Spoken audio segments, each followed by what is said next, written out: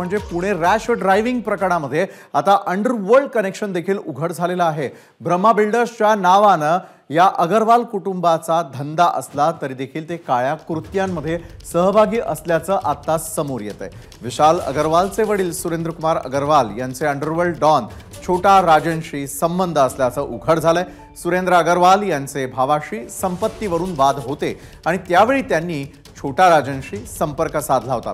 पुढे राजनशी त्यांची दोस्ती वाढली। राजनचा हस्तक विजय साळवे उर्फ विजय तांबटची बँकॉकला जात त्यांनी भेट घेतलेली होती आणि या दोस्तीतूनच अगरवाल यांनी 2009 मध्ये शिवसेना नेते अजय भोसलेंची सुपारी दिल्याचं समोर आलंय। वडगाव शेरीमध्ये 2009 मध्ये भोसलेंवर गोळीबारही झालेला होता। अगरवालवरती तेव्हा गुन्हा दाखल झाला पण अटक झाली नाही। मकोका अंतर्गत सुरेंद्र अगरवालला अटक व्हायला हवी होती, मात्र तसं झालं नाही। आजही सुरेंद्र अगरवाल हायकोर्टाच्या जामिनावर बाहेर आहे।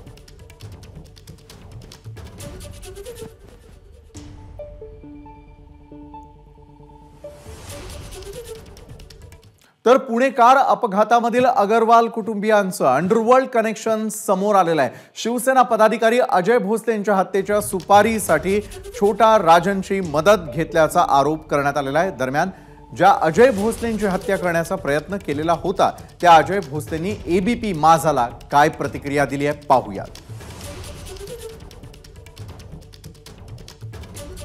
ज्यावेळेस 1 वर्षानंतर हे आरोपी पकडले गेले तेव्हा आरोपींनी सगळी कबुली दिली की आम्हाला कोणी सुपारी दिली होती। सुरेंद्र कुमार अगरवालनी छोटा राजनला सुपारी दिली होती, छोटा राजनने आम्हाला सांगितलं, हे सगळं त्यावेळेस आलेले।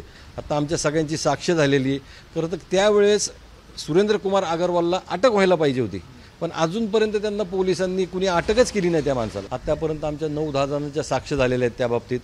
सुरेंद्र कुमार अगरवाल तिथं येतो, पण काय त्याला अशी वागणूक दिली जाते की त्याला एकदम व्हीआयपी वागणूक दिली जाते। व्हीआयपी तो आरोपी नाहीच आहे, असंच आहे, एकदम व्हीआयपी आरोपी त्याला वागणूक दिली जाते। 2009 साली मी वडगाव शहरी विधानसभेमधून शिवसेनेच्या तिकीटावर आमदारकीसाठी मी उभा होतो, पण त्याच्या अगोदरही माझे राम अगरवाल यांच्याशी मैत्रीचे संबंध होते आणि त्यावेळेस माझ्या निवडणुकीच्या 1 वर्षापूर्वी अगोदर पहिले छोटा राजांचे माझ्या फोनवर फोन यायचे। या 2 भावांची भांडणं मालमत्तेवरनं चालू झाली होती। काय 1200 कोटी रुपयाचा काय व्यवहार होता। राम अगरवाल एस के अगरवालला पैसे देत नव्हता, पण त्या एस के अगरवालनी छोटा राजांना काय सांगितलं की अजय भोसले हा माझ्या भावाचाच खास मित्र आहे आणि तोच त्याला सगळा सपोर्ट करतो, म्हणून त्यांनी मला मारायची सुपारी दिली छोटा राजांना। माझ्यावर गोळीबार झाला ह्या सगळ्याचा कल्पेट हा सुरेंद्र कुमार अगरवाल यांनी छोटा राजनला सुपारी दिली। तुम्ही ह्याला अरेस्ट करा, पण अजूनपर्यंत त्याला अरेस्ट नाही। सगळे सबूत आहेत त्याच्याकडे। तो बँकॉकला भेटायला गेला होता छोटा राजनला, हे सगळं हो सगळं त्यांच्याकडे, कोणा थ्रू गेला होता बँकॉकला भेटायला हे सगळं सीबीआयला पोलिसांना सगळ्यांना माहिती, पण त्याला आतापर्यंतही अटक केलेली नाही। कशामुळे अटक होत नसावी? तर त्याच्यावर असतं, आर्थिक व्यवहार त्यांचा खूप जोरात असतो। ते जिथं जाईल तिथं ते सगळं कायदा कानून सगळं विकत घेतात। ती फॅमिली क्रिमिनल आहे संपूर्ण। अख्ख्या फॅमिलीवर बघा तुम्ही, कमिशनर ऑफिसला प्रत्येकावर 2-2, 3-3 गुन्हे दाखल आहेत, पर 307 सारखे गंभीर गुन्हे पण दाखल आहेत।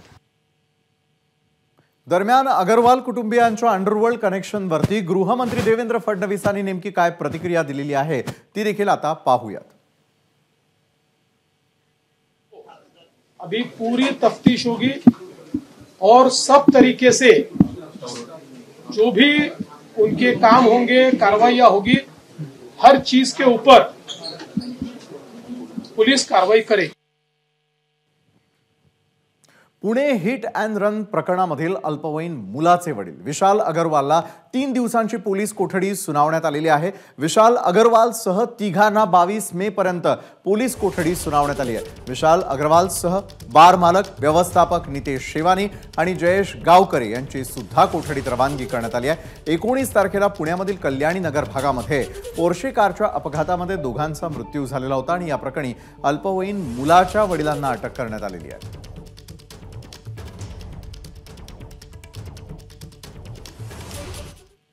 मात्र आता सर्वांचं लक्ष लागून आहे ते बाल न्याय मंडळाच्या निर्णयाकडे।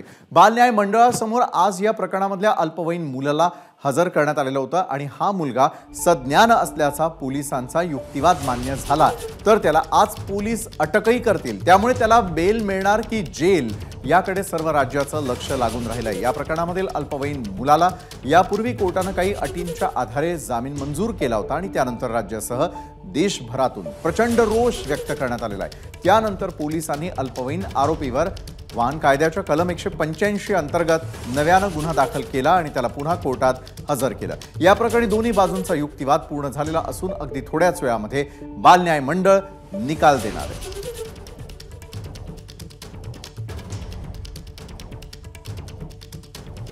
तर कल्याणी नगर अपघात प्रकरणामधील अल्पवयीन मुलाचे वडील विशाल अग्रवालला आज पुणे कोर्टामध्ये दाखल करण्यात आलेला आहे। मात्र त्याआधीच भावनांचा उद्रेक पाहायला मिळाला होता। कोर्ट परिसरामध्ये पोहोचताच विशाल अग्रवालवर शाईफेकीचा प्रयत्न करण्यात आला। विशाल अग्रवालला घेऊन आलेल्या पोलीस व्हॅनवरती शाईफेक करण्यात आली।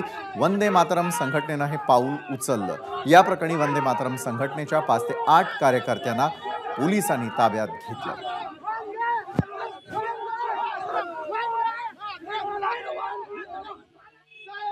हा कुठल्या तरी राजन टोळीशी किंवा दाऊद टोळीशी कुठल्या टोळीशी संबंधित असू, आम्हाला त्याचं काही घेणं नाहीये। ह्याच्यावर कारवाई झाली पाहिजे। याने निष्पाप 2 जीवांचे बळी घेतले। तो मुलगा जेवढा जबाबदार नाहीये तेवढा हा जबाबदार आहे। त्या मुलाला गाडी देऊन त्यांनी जी हत्या घडवलेली आहेत आणि ज्या निष्पाप 2 मुलं ह्या जगातनं गेलेले आहेत, त्यांच्या कुटुंबांना आयुष्यभर जोपर्यंत ते जिवंत आहेत तोपर्यंत दुःख भोगायला लागेल। तसंच ह्याच्याबरोबर पबमध्ये जे दारू प्यायला होते त्यांच्यावरही गुन्हा दाखल झाला पाहिजे। एबीपी माझा, उघडा डोळे बघा नीट।